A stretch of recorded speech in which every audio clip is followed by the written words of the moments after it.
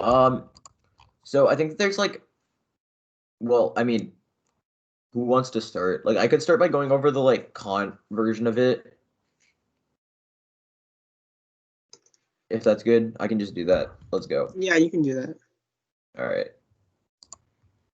So here we've got the like libertarianism framework.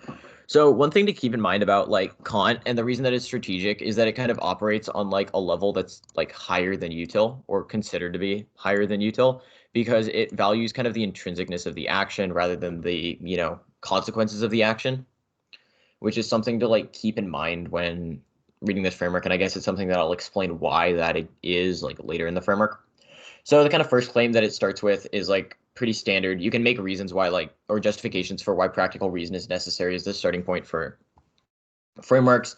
I just think that the regress point is probably like the best one and the easiest one to understand, which is, we can always ask why, but when we ask why, we demand a reason, which means that reason is like the authority that dictates whether something is like followable morally or not. So all frameworks have to start with reason. Reason is universal, which means that like it doesn't matter based on the like material or social conditions, right? We're looking at reason in the abstract rather than reason based off of things like social or material conditions, because reason exists the same regardless of those. Um, you then use reason to deduce that persons are ethically equal, as we have the same capacity to reach moral conclusions based on this kind of universal reason. And reason is a starting point. All morals must be categorical, which means that they should like apply, like it's unreasonable to say that A applies and doesn't apply at the same time to like the same person. And since we're all ethically equal, that means that like if A is true, A has to apply to all people. Whereas if A is untrue, A doesn't apply to all people, right? Because we're all ethically equal. And to say that A is true while it's untrue for another person is kind of a contradiction in that. And so that's what this Engstrom card says, which is willing a maxim that violates the freedoms of others is a contradiction of this rule, which means that it's immoral.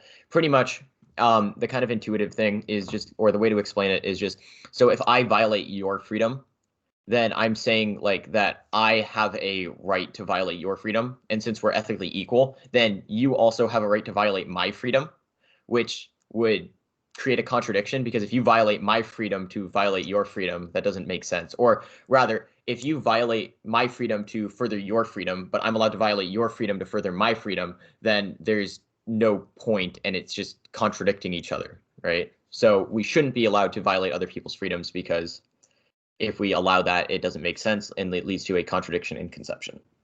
And then once we've justified that freedom is something that's immoral, we move on to this Fesser card, which talks about why it's having a small state is necessary to have freedom in the first place.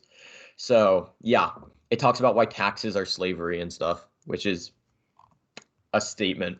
But I think the best explanation of the framework is kind of this like to clarify part where it's like, I don't wrong you by buying the last jar of peanut butter before you get to the store. I wrong you if I legislate that you have no right to attempt to purchase peanut butter, as that restricts the end to which you can direct your will and consequently restricts your freedom. So the idea would be things like taxes, where I take your money and use it to further my end, would be bad because it restricts the ends to which you can direct your will and your property, right? Same thing with things like federal control of the government, because it uses people as like a means to an end, right? So they get to decide the ends to which you direct your labor rather than you deciding the ends. And then there's like some additionally prefer stuff here, which is just like actor specificity, which I think probably doesn't apply because util is super easily applied to government, but if they drop it, then they lose. The framework debate, pretty much that yours is specific to the role of government, while theirs discusses solely how individuals should act. And then the second one is the performativity argument, which is that they need freedom to argue in order to engage with the framework in the first place, which concedes the value of freedom. So freedom is like inherently valuable, which I think is, yeah. Yeah. I think it's more of a claim that like if you refute util and they refute your framework, then you can just go for the performativity argument, saying that it's like inherently valuable, regardless of whether we've justified it in our framework. But you probably shouldn't be like, we're winning the performativity argument while they're like winning their entire framework. It's not just a reason to concede their entire framework. You still have to win why their framework is wrong. Two comments I want to make really quickly are that you can leverage the performativity thing as a side constraint warrant. So you can be like, they can be winning their entire framework, but my framework is just a side constraint on what types of actions that we can take. So it's like we can follow their framework, but only when it doesn't violate my framework. So my framework like comes first. Second is that if you have a card, this is like something you can do with any framework. It's like if you have a card that's like, oh, the it's like this state or like some example of some state uses my framework, which means it's best for like actor specificity or real world education. Then one thing you can do in like the last speech is like you can extend that card and then be like none of their if you're winning some independent war like performativity, for example, you can be like none of their arguments apply to my framework because like I've already read evidence for when people actually do use it in the real world, which means that it's at least usable. So if I'm winning this like one just that it's like and just weigh this against everything else, that means that they can be winning their entire syllogism, but my framework like still comes prior. Mm-hmm. I feel like that's probably harder with like the US though, right? Yeah, that's true. Well, I mean, framework operates on like I feel like that's like a fallacy in that framework is like you're supposed to figure out the framework and then deduce what we should do from the framework. Mm-hmm. So it's like framework is a prior question. Okay, yeah, that's true. All right, cool. So that's the like Kantian version of it. Does anyone have any like questions about this? How you would defend it against certain arguments, possible problems with it? Wait, so Kant says that everyone should have freedom. No, Kant says that we shouldn't do actions that would violate others' freedoms. Or that we can't make a moral statement out of violating someone else's freedom, rather. You can't make it so that I say we ought to violate someone else's freedom, because that makes no sense. And so if the AF would be an action that would be a violation of freedom, then saying that we ought to do the AF, which violates freedom, would also have the same implications as saying we ought to violate someone else's freedom, which makes no sense. So we shouldn't use it. Or we shouldn't do it. I'm a little confused because isn't the federal jobs guarantee like optional for the people? Like people don't need to go under the federal jobs guarantee, right? Yeah, I think that's kind of where your offense would come in. The offense isn't about forcing people to get jobs, but the offense is more giving the government control of the like private sector, which allows politicians to violate people's freedoms to further their own ends. And another part of it is that it like increases taxes, and taxes are a violation of people's freedom and kind of like rights almost because it uses people as an ends to other people. Right? So it would take your labor, right? It's pretty much like slavery because they take your labor or the money that you've earned and then they redistribute it to other people without your consent is the idea.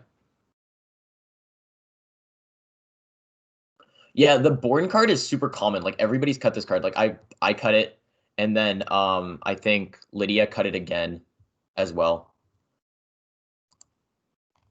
Like yeah, we have had like a bunch of people cut the Born card. It's like super common evidence. Wait, so if the AF said that the federal jobs guarantee is like optional and people can choose to get jobs or not, then what would the neg say against that? That like that's not what the offense is based off of. Is the offense again isn't based off of forcing people to get jobs. That's not like the violation of freedom. The violation of freedom is more that like the federal government now gets to direct corporations and the people within those corporations towards like certain projects that are for their own ends. So it would violate the freedom of like, for example, corporations or the freedom of people within those corporations to choose how they would direct like the labor at their hands and give it so that politicians can direct that labor for their own ends while violating the freedom of the companies to direct labor themselves. The second part of the offense would be that it increases taxes, which I think the Fesser card does like a pretty good job of explaining why like taxes are bad under libertarianism. So you could also just read the Fesser card, but pretty much like taxes are a form of forced labor where you labor and then the government gets to choose what they do with the fruits of your labor, rather than you getting to decide that.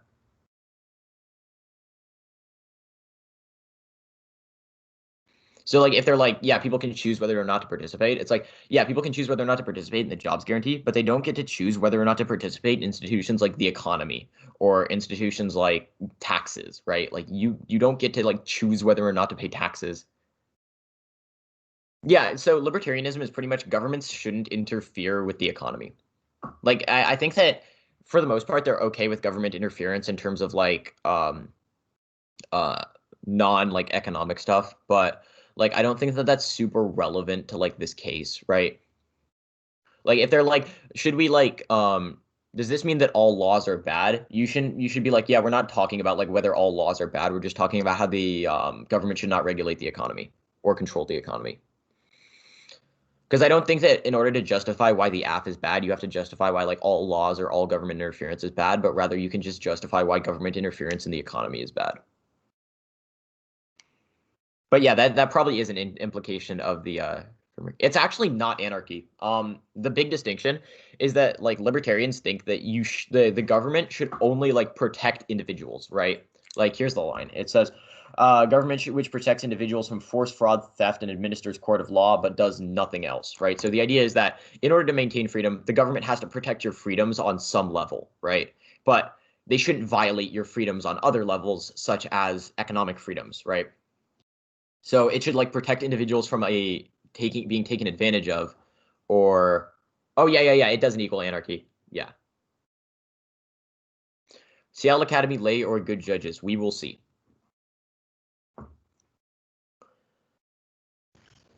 So wait, did you say that Kantian is better for lay and libertarianism is better for good, or?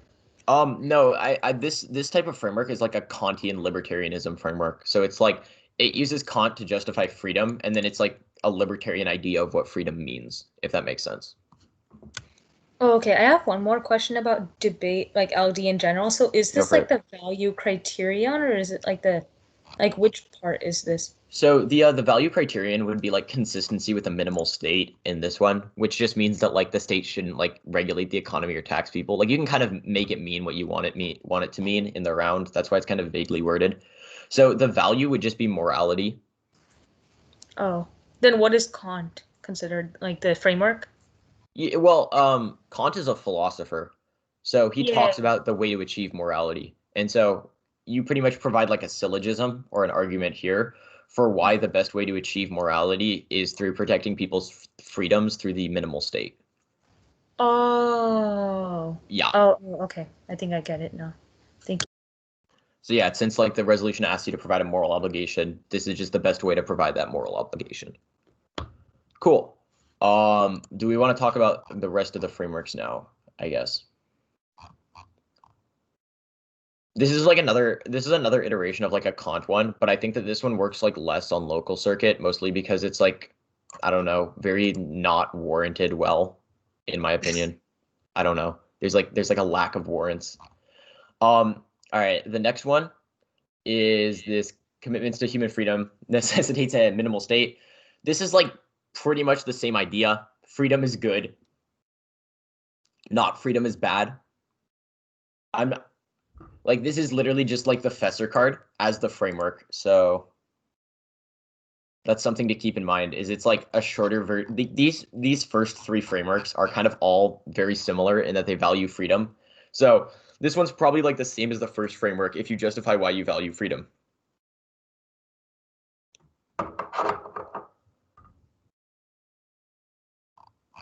What do you mean I'm reading off blue highlights? I will never read off blue highlights in round. I always read off yellow highlights.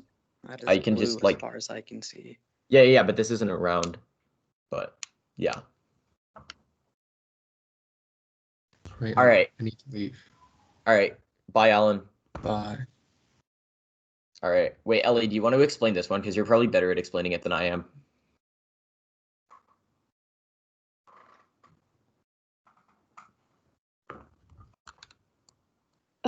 Yeah, sure. It's like, I feel like it's still kind of the same idea, but the starting point is different. So first it says the meta-ethic is constitutivism. And like meta-ethics are kind of ways that you like, they're like standards that you want to hold frameworks to. And like philosophers will say like this meta-ethic is something that like frameworks should have, or like moral theories should have. Constitutivism is basically just that there's some intrinsic property of like your agency or like your ability to like make moral decisions. So like the only thing that's constitutive of agency is appropriation, is the claim that this one makes. So your world isn't just shaped by like you randomly doing things, right? Like when you interact with other objects or when you interact with like other agents, you like also are like creating more self-certainty because that's how you understand yourself. So everything you do to other people is reflected on yourself as well. So you can like read through the card, it explains it, but basically it concludes that it's only in relation to another free self that I can truly be free. So like I think this is similar to what Daniel said earlier about how stuff has to be universal. Like if you hurt someone else, then you would also will that you hurt yourself. It's a similar idea. So you have to like respect each other, and that results in a conclusion of like mutual recognition. Yeah, and then they say you have to vote neg because like for context, this is not on the current topic. It was on the compulsory voting topic, but I think these arguments still apply. So the first reason is freedom because citizens have an obligation to like engage with the state and like the productive social order. So you shouldn't be holed up in your room and you should probably like go out and do stuff, right? But that doesn't mean that we should be forced to go out and do stuff. In fact, it would be a bad thing if that were to happen. Rather, we should come to the conclusion that we should like get up out of our rooms on our own. And if it's not on our own and we don't come to a determination freely, then that would just be coercive. I don't know where the screen went, so like I don't have the document open, but like yay.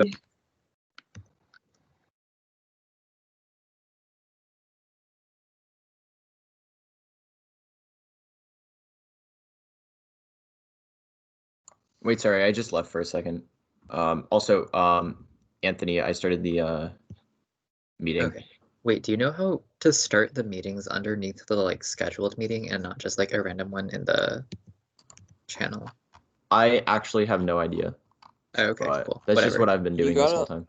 You got to click the three dots and then go to view meeting details. And then it should show up if it's scheduled properly.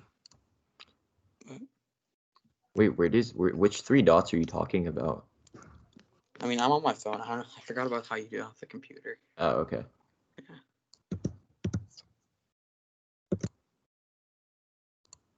Wait, all right, Anthony, wait. Should I go to the novice meeting with you?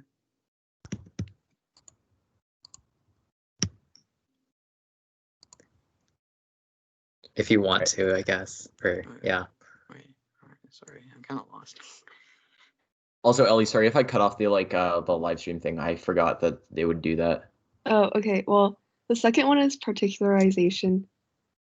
I feel like the tagline is kind of self-explanatory. Like it just says that states don't have like constitutive duties, and the reason is that like your obligations and the things that you do should arise naturally. Like you shouldn't be forced into them, right?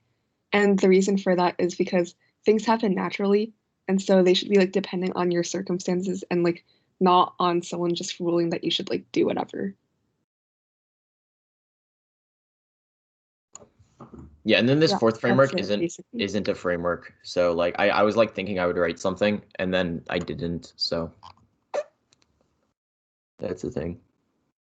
Cool. So those are like the three libertarianism frameworks that we have written. Obviously, if you like really want to, you could probably write your own. I don't know how advisable that would be though. So if you guys have any questions about like any of these, like ask them.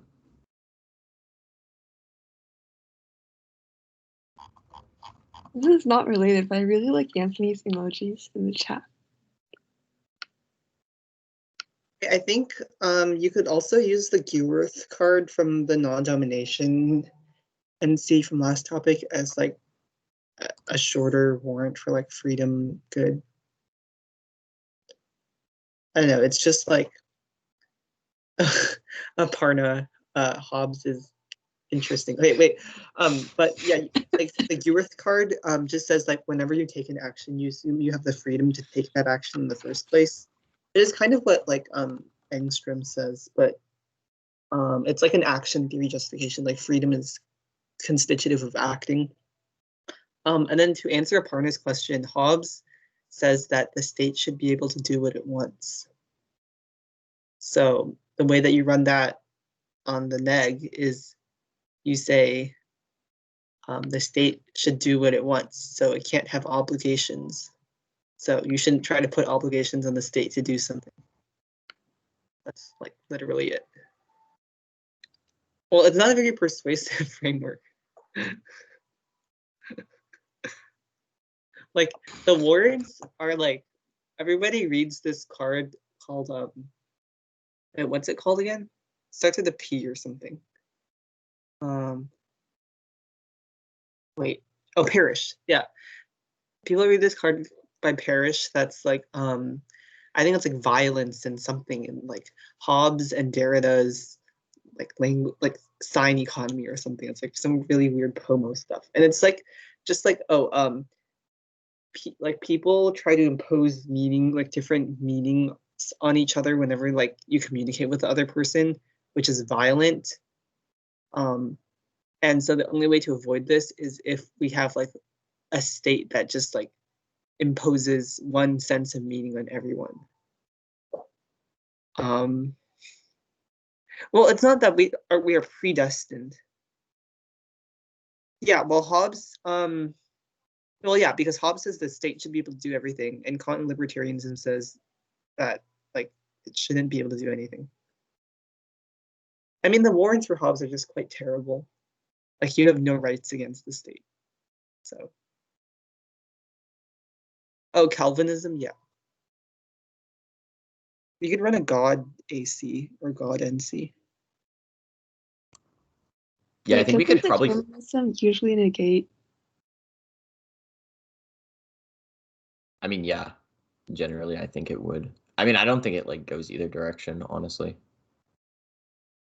Because like, Okay, well, I don't really know anything about it. when you I just apply know it, it means how that you to- could like. No, I was just thinking that when you apply it, it could probably mean that you're like predestined to vote AF. So just vote AF. It seems like something that you like run with a SCEF case. Well, the way that you run it is you trigger linguistic SCEF in the 2NR, which is like a disgusting strategy. And like it doesn't make any sense either. With Hobbes. It's like, yeah, Hobbes. It's, I don't know. I know they explained it well, but because I don't really get it. But it's like we need to impose meaning creation on everyone. If we don't have a sovereign, then we don't know what words mean, and then we trigger linguistic skepticism because you don't know what I'm saying. I don't think I'll know what words mean even if I have a sovereign. The way you would answer this is like, one, I would just say that, well, Hobbes says that you have like rights against the state, like a right to life, and a lot of times, like the way that people run the framework is like missing a part that says that. So like you shouldn't let them get away with being like claiming in cross-ex that you have a right against the state if their framework, that like the stuff they read in the round doesn't warrant that. So for Hobbes on AF, it depends on like what version of Hobbes, but for the Hobbes that people normally run, it's just like the state can do like whatever they want, and the state is like always right, is kind of like the basic synopsis of it. So the argument about why the AF wouldn't be able to do like we don't already have a federal jobs guarantee as dictated by the sovereign. So saying that we ought to have a federal jobs guarantee is wrong because the sovereign dictates what's like right or wrong, and we should like morally always follow the sovereign. So I think that making an AF argument about like it being the sovereign's will to like, or that we have like a moral obligation to do this thing, I think unless you yourself are the sovereign, it would probably not work. Like, I don't think the stance of the neg is that we like absolutely shouldn't have a jobs guarantee. Like if the sovereign woke up one day and they're like, we should have a jobs guarantee, then like that's probably fine, right? But like I don't think a sovereign literally declared that they want a jobs guarantee. And we obviously don't have one right now. So then it would like go against Hobbes to be like, now there's a moral obligation that we're imposing on the sovereign. Mm-hmm. Wait, is the sovereign like the government? Is that what? Yeah, kind of. It's like the ruling power. I personally think it's pretty poorly defined. Yeah, it could be like a government, it could be a king. Oh, you can joke. I was just gonna say that like that's another way to answer Hobbes is like only my framework defines what the sovereign is, like what constitutes the sovereign. Wait, then yeah, why that would is you run go Hobbes for it. if you can't be the sovereign? On neg. So the reason that you run it on neg is because you can't place obligations to say that like we ought to do something other than what the sovereign has dictated. So since the sovereign has not dictated that we do the AF, we should not place a moral obligation that we should do the AF. Like it would basically be like the app is okay on the condition that the sovereign says, yes, we should do it, but you can't ever like place the obligation on them because they're the sovereign. Mhm.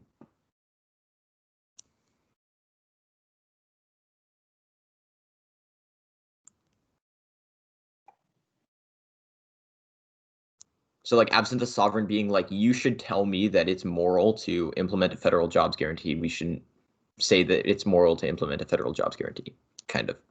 Or that it's moral that the sovereign should implement a federal jobs guarantee.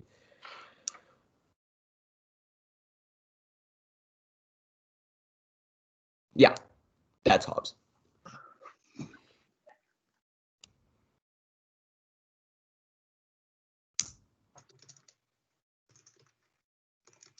Okay, wait, should we stop the recording? Or do Yeah, we... probably. Okay. Goodbye, anyone watching this recording.